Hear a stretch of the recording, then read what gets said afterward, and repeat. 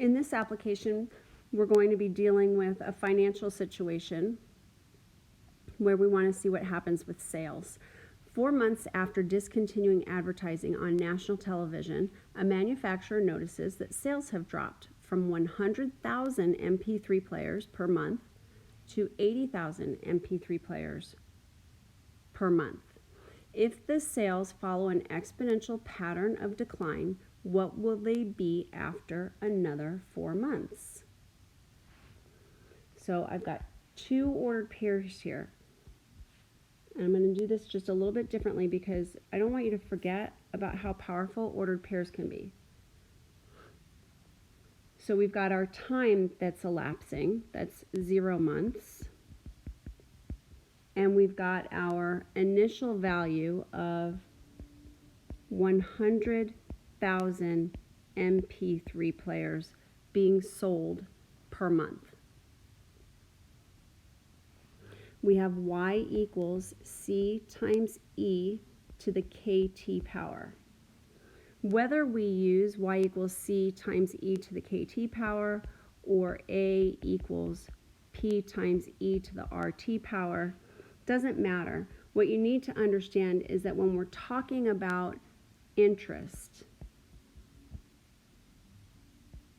when we're talking about money and interest, so we would then use this value where time is in years.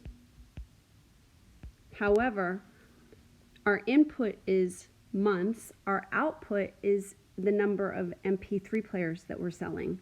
So we're not talking about earning interest here, so I'm going to revert to use this form of the formula, which is the same formula. You still have an initial value, an end value, a constant of proportionality, which is K. It's a rate at which sales are increasing or declining. And then, of course, your time. Now, time here, though, is dictated by the problem. Time in this case is going to be in months.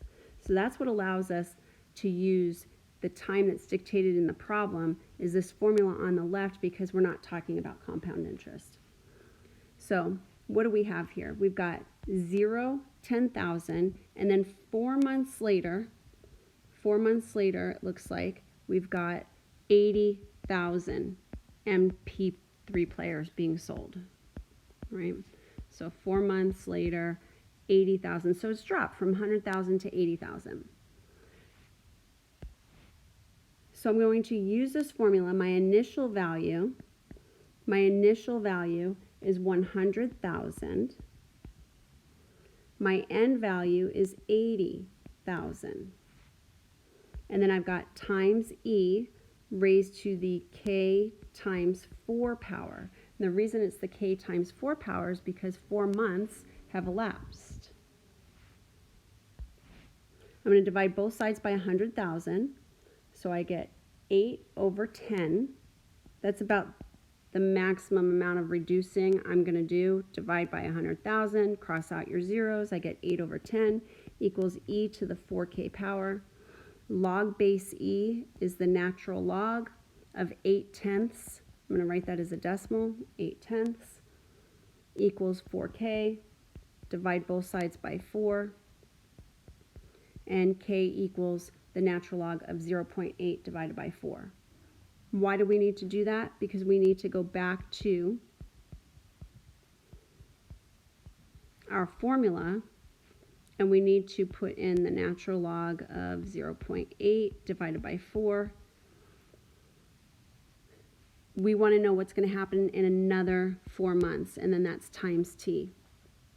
So in another 4 months, what would t be? Would we really just put another 4 in there? Well, in another 4 months, I'm looking at 8, right? And I want to know what the value is 8 months after the initial. So we would not put another 4 in there. We think, oh, we just see a 4 and we're going to put a 4 in there. But you really need to think about the problem, and that's where writing your ordered pairs might be helpful. So we've got y equals 100,000 times e raised to the natural log of 0.8 divided by 4 times 8. I'm going to put all of this into my calculator, and I get approximately, it's going to be less than 80,000 because it's declining. Go ahead and put that in your calculator, and then take a look and see if that's what you got.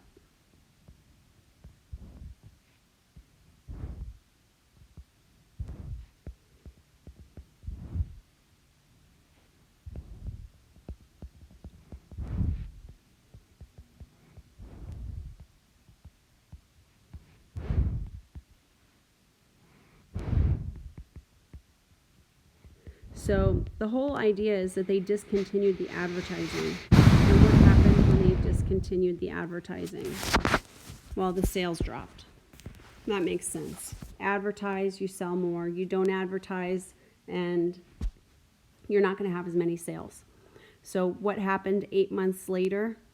The number of MP3 players per month, the number sold dropped to 64,000. 64,000. Okay, let's see if you can use this model in the example that we've just finished. This is our answer. Same exact model to determine when the sales drop to 50,000 MP3 players. See if you've got that.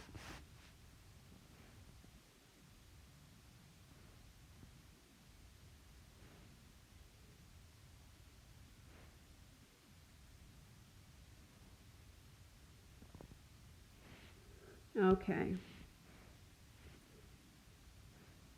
If you're ready to check your answer, you should have in your work the natural log of 1/2 divided by k is equal to time.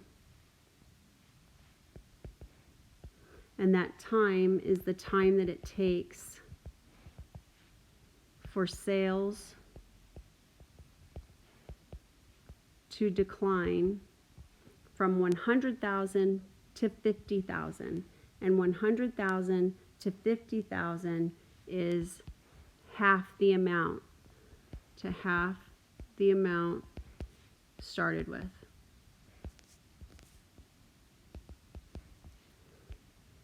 Now you can put all of the values in the way I did right here. You can put that value in, you can put that value in, and you can figure out 50,000 equals 100,000. You're going to divide by 100,000, you're going to get 1/2.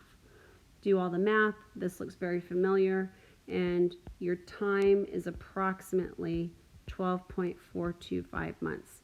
Now, if you need to work really hard at the math, that's not a problem. I mean, continue to work hard and you'll make connections. Continue to have the exposure, take on doing some additional problems, and you'll be able to go right to this. You should be able to go right to this, or at least when I went right to this, recognize it and understand it. If you didn't, if you're not able to do that, then you still need some practice with exponentials and logarithms, and you need to give that to yourself. Don't rob yourself of getting that practice. Take it on yourself. You've lots of problems out there in a textbook, on the internet, reviews, all sorts of places where you can just do more problems.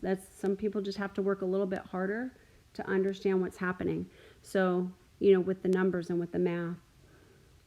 So the time is approximately 12.425 months after advertising stops.